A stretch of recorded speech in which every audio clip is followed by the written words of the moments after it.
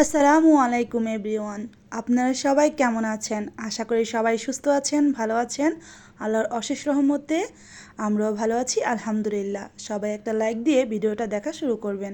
আমি আজকে আপনাদের সাথে আমার কিচেনের রান্নার হাঁড়ি পাতিল ও অন্যান্য জিনিসগুলো আমি যেভাবে গুছিয়ে রাখি এবং কি দিয়ে কিভাবে আমার কিচেনকে আমি তেলাপোকা মুক্ত রাখি, সাথে আমার দুপুরের রান্নাবান্না নিয়ে আজকে ব্লগটা সাজিয়েছি।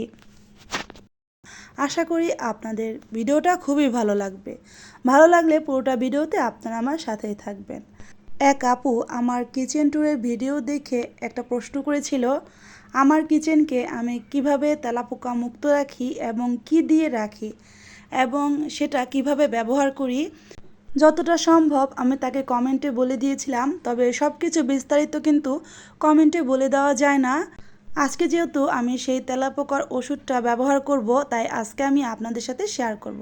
আর কিভাবে ব্যবহার করি সেটাও কিন্তু দেখিয়ে দিব। আজকে 10টার পর ব্লগটা শুরু করছি। তো 10টা বাজে কিন্তু দুপুরে রান্না করতে চলে এসেছি। মুদাসিরের বাবা বাজারে গিয়েছিল, তো বাজার থেকে এখানে কাসকি মাছ নিয়ে এসেছে। তো এখানে আমি হাতে মেখে কাসকি মাছটা রান্না করব। আর কাসকি মাছটা দেখবেন হাতে মেখে রান্না করলেই কিন্তু খেতে বেশি ভালো লাগে।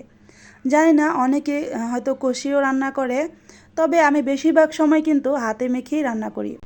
আজকে কিন্তু একটু সকাল সকালেই দুপুরে রান্না বান্না করতে চলে এসেছি। এর কারণ হচ্ছে আমার ছোট্ট কিচেন রুমটা, যেহেতু এটা ভাড়া বাসার কিচেন রুম, তো ছোট্ট একটা কিচেন রুম। তো এই কিচেন রুমটার যেখানে আমি হাঁড়ি পাতিল ও অন্যান্য জিনিসগুলো রাখি, তো সেই জায়গাগুলো ক্লিন করব, যেহেতু পরিষ্কার করব। আর একবার পরিষ্কার করে এরপর হাঁড়ি পাতিলগুলো আমি গুছিয়ে রাখবো আর আপনাদের সাথেও শেয়ার করব। আর এদিকে কাসকি মাছটা হাতে মেখে রান্না করার জন্য প্রথমে কাসকি মাছটা কিন্তু আমি সুন্দর করে বেছে নিয়েছি অফ ক্যামেরায়। এরপর এখানে কুচি করে আলু কেটে দিয়েছি, সাথে পেঁয়াজের কুচি দিয়েছি, সাথে টমেটো, ধনিয়া পাতা, আদা রসুনের পেস্ট সামান্য পরিমাণ দিয়েছি। রসুনের পেস্ট একটু বেশি দিয়েছি, আদার পরিমাণটা আমি একটু কম দিয়েছি। এখন কিন্তু খাঁটি সরিষার তেল দিয়ে দিলাম। এখন কিন্তু খুব সুন্দর করে হাতে মেখে নিয়েছি, দেখতেই পারছেন। দেখতে কতটা লোভনীয় লাগছে রান্নার আগেই, আর রান্নার পর না জানি কতটা লোভনীয় লাগবে। এই তো দেখেন, এই কাচকি মাছটা পছন্দ করে না এমন মানুষ কিন্তু খুব কমই আছে। আর আমাদের ঘরে এই কাচকি মাছটা আমি কিন্তু একটু বেশিই খাই। আমি বলতে আমার হাজব্যান্ডও এটা পছন্দ করে। আর আমি একটু বেশি পছন্দ করি, তার কারণ হচ্ছে এই কাচকি মাছটা দেখবেন যেহেতু কাটতে হয় না, খুব ছোট একটা কাচকি মাছ। আর মলা মাছ কিন্তু একটু কাটতে হয়, তার জন্য একটু ঝামেলা লাগে। কাচকি মাছটা তেমন একটা কাটতে হয় না, এই জন্য কাচকি মাছটা বেছেই কিন্তু রান্না করা যায়। এদিকে মসুর ডাল রান্না করার জন্য মসুর ডালটাকে আমি খুব সুন্দর করে কুচলিয়ে কুচলিয়ে ধুয়ে নিচ্ছি। মসুর ডাল থেকে কিন্তু অনেক ময়লা বের হয়, এই জন্য কিন্তু খুব ধৈর্য সহকারে আমি আস্তে আস্তে ধুয়ে নিচ্ছি। আজকে মসুর ডালটাও আমি হাতে মেখে রান্না করব, যেহেতু রান্নার পর আমি রান্নাঘরটা পরিষ্কার করব। এই জন্য কিন্তু আমার কাজটাও একটু সহজ করার জন্য হাতে মেখে মসুর ডালটা বসিয়ে দিব। আমার মতো কোন কোন আপুরা কাজের চাপ থাকলে এভাবে শর্টকাট করে ঝামেলাহীন রান্না রান্না করেন।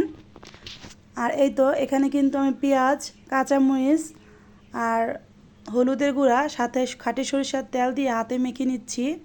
তো হাতে মেখে কিন্তু এখন বসিয়ে দিব। আর এই মসুরের ডালটা খেতে কিন্তু দুর্দান্ত লাগে। একটু পাতলা করে রান্না করব, কারণ ঘন ডালটা মুদাসিরের বাবা খেতে চায় না। পাতলা মসুরের ডালটা মুদাসিরের বাবা পছন্দ করে।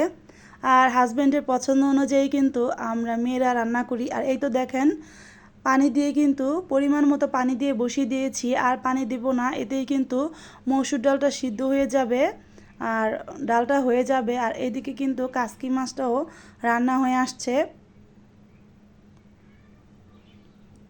এই তো আমি কিন্তু সামান্য পরিমাণ পানি দিয়েছিলাম, খুব বেশি একটা পানি দেইনি, যেহেতু কাচকি মাছের চচ্চড়ি করব। কাচকি মাছের চচ্চড়িটাই কিন্তু খুব বেশি একটা পানি দেওয়া লাগে না, অল্প পরিমাণ পানি দিলেই কিন্তু কাচকি মাছের চচ্চড়িটা হয়ে যায়। আর একটা ঢাকনা দিয়ে আরেকবার ঢেকে দিলাম, যাতে আস্তে আস্তে রান্নাটা হয়ে যায়। তো আমার প্রিয় প্রিয় আপু ও ভাইয়ারা, যারা আমার ভিডিওটা দেখতে দেখতে এই পর্যন্ত চলে এসেছেন কিন্তু একটা লাইক দিতে ভুলে গেছেন, প্লিজ একটা লাইক দিয়ে বাকিটা ভিডিও কন্টিনিউ করবেন। আর যারা আজকেই আমার চ্যানেলে নতুন ভিজিট করেছেন, আমার চ্যানেলের ভিডিওগুলো যদি আপনাদের ভালো লেগে থাকে তাহলে সাবস্ক্রাইব করে চ্যানেলের পাশেই থেকে যেতে পারেন। আর এই তো দেখেন এখানে কাসকি মাছটা নেড়ে চেড়ে কিন্তু আমি রান্না করে নিচ্ছি। ভিডিওর এই পর্যায়ে এসে আমার আপু ভাইয়াদেরকে একটা কথা বলি, আমার কথাও কাজে যদি কোনো ভুল ত্রুটি হয়ে থাকে প্লিজ ক্ষমা সুন্দর দৃষ্টিতে দেখবেন। আর আমার প্রতিদিনের ব্লগগুলোতে আমার কথা দ্বারা যদি কেউ আঘাত পেয়ে থাকেন নিজের আপনজন ভেবে আমাকে ক্ষমা করে দিবেন। দুই চুলায় রান্না বসিয়ে দিলে কিন্তু রান্নাটাও তাড়াতাড়ি হয়। আর আমার এমনি তো একটু তাড়া আছে, যেহেতু আমি রান্নাঘরে কাজ করব। আর এই তো দেখেন অফ ক্যামেরায় কিন্তু আমি ভাতটাও রান্না করে নিয়েছি, কাসকি মাছের চচ্চড়িটাও হয়ে গেছে। আর এখানে আমি ভাতটাও রান্না করে নিয়েছি, মুদাসির বাবা কিন্তু খেতে চলে আসবে। আর এই তো মসুরের ডালটাও হয়ে গিয়েছে। তো খাবার দাবার সব টেবিলে রেখে এসে আমি কিন্তু রান্নাঘরে কাজে লেগে গিয়েছি।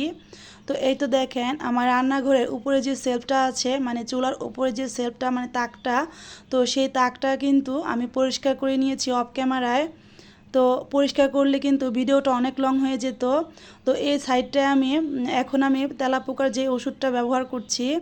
আমি কিন্তু রান্নাঘরে এই তাকগুলো আগে ক্লিন করেছি, ক্লিন করে এরপরে যে তেলাপোকার ওষুধ, এটা হচ্ছে লাল হিট এটার নাম। তো লাল হিট এটা একটা ইন্ডিয়ান তেলাপোকার ওষুধ মানে স্প্রে। তো এটা ধোয়ার পর আমি সাইডে সাইডে দিয়ে দিচ্ছি, এতে করে কিন্তু আর তেলাপোকা এখানে থাকবে না। তো তাকের মধ্যে এখানে আমি যেই প্রতিদিন আমার যেই জিনিসগুলো প্রয়োজন হয় রান্নার কাজে সেইগুলো আমি রেখে দিচ্ছি। এই তো এখানে কিন্তু মূলত আমি আমার রান্নার সকল জিনিসপত্র রাখি না, মানে অল্প অল্প করে এনে রাখি। বেশিটা কিন্তু আমার একটা বড় খানাডলি আছে, সেখানে আমি রাখি, যেটা এর আগে আমি শেয়ার করেছিলাম। একদিন আমার পুরো খানাডলিটা আপনাদের সাথে শেয়ার করব যে খানাডলির ভিতরে আমি কি কি রাখি।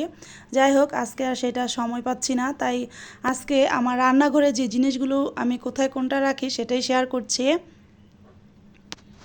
তো এই তো এখানে রেগুলার যেগুলো প্রয়োজন হয় সেগুলোই আমি রাখি। আর ওই তো তেলাপোকার ওষুধ লাল হিট, এই স্প্রেটা কিন্তু রান্নাঘর পরিষ্কার করে দিয়ে রাখলে এরপর এখানে তেলাপোকা জন্মাবে না, আর তেলাপোকাও আর হবে না। এভাবে কিন্তু সবসময় পরিষ্কার করে যদি একটু দিয়ে রাখা যায় তাহলে কিন্তু তেলাপোকার উৎপাত কমে যায়। আরেকটা কথা, একটা টিপস শেয়ার করি আপনাদের মাঝে, যদিও অনেকেই আপনারা জানেন, রান্নাঘর সবসময় থালাবাটি পরিষ্কার পরিচ্ছন্ন রাখলে এমনিতেও কিন্তু তেলাপোকা হয় না। রান্নাঘরে হাঁড়ি পাতিল রাতে না ধুয়ে রাখলেই কিন্তু তেলাপোকা জন্মায় ঘরে। আর ময়লা সবসময় প্রতিদিনকারটা প্রতিদিন ফেলে রাখলে কিন্তু আর ময়লা হয় না। আর উপরে যে হাঁড়ি পাতিলগুলো দেখছেন ওইগুলো কিন্তু আমার ব্যবহার করা হয় না বেশিরভাগ সময়।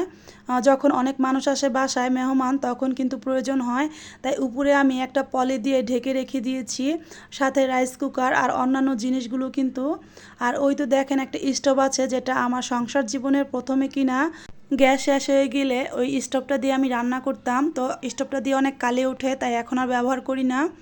তো আমার রান্নাঘরে কিন্তু দুইটা তাক, একটা উপরে যেটা আমি রেগুলার ব্যবহার করি না ওই হাঁড়ি পাতিলগুলো রাখি, আর নিচের এই তাকটা আমি রেগুলার ব্যবহার করি।